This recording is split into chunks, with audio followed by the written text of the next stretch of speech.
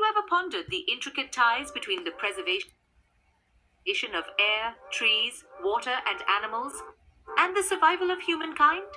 Today, we delve into a narrative that intertwines these elements with the infamous Charles Manson and his principles known as ATWA, an acronym for Air, Trees, Water, Animals. Charles Manson, a name etched in history for his notorious cult leadership and criminal activities in the late 1960s, was the architect of ATWA. Despite his troubled past and the heinous crimes attributed to him and his cult, Manson's ATWA principles offer a profound perspective on the preservation of our environment and its direct relevance to human survival. Manson was a fervent advocate of these principles, emphasizing the interconnectedness of all life forms and the environment. His interpretation of ATWA was not just an environmental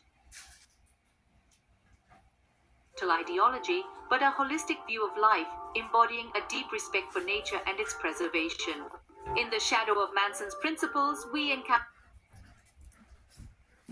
the figure of Lynette Squeaky Fromme, a devoted follower of Manson, who attempted to assassinate President Ford in 1975. Squeaky's actions, while extreme and misguided, were a misguided attempt to draw attention to the ATWA principles and the pressing need for environmental preservation, a cause she believed was being ignored by those in power. The Michigan loader incident further illustrates the lengths to which the Manson family were willing to go to protect the environment. In a drastic act of protest against industrial encroachment on nature, they set a Michigan loader on fire in the desert. Manson's connections didn't stop at environmental advocacies. He also had a foot in the music industry, most notably through the soundtrack of the film Lucifer Rising. Interestingly, while Led Zeppelin's Jimmy Page initially composed the score, the soundtrack was ultimately produced by Bobby Beausoleil, a member of the Manson family, from his prison cell. Fast forward to the present day. After Manson's death, the rights to his music have sparked a legal battle for his estate. This battle, steeped in controversy, reflects the enduring influence of Manson's persona and his principles. In summarizing, it's important to stress the distinction between Manson, the man and his actions, and the ATWA principles he advocated. Despite the heinous crimes committed by Manson and his followers, the principles of ATWA, the preservation of air, trees, water, and animals, hold relevance.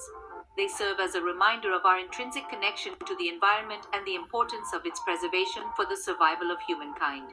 In the grand scheme of things, the question echoes, nature or nurture? And while the answer remains elusive, one thing is clear. The preservation of our environment, as emphasized by the ATWA principles, is not just an idea, but a necessity for the survival of humankind.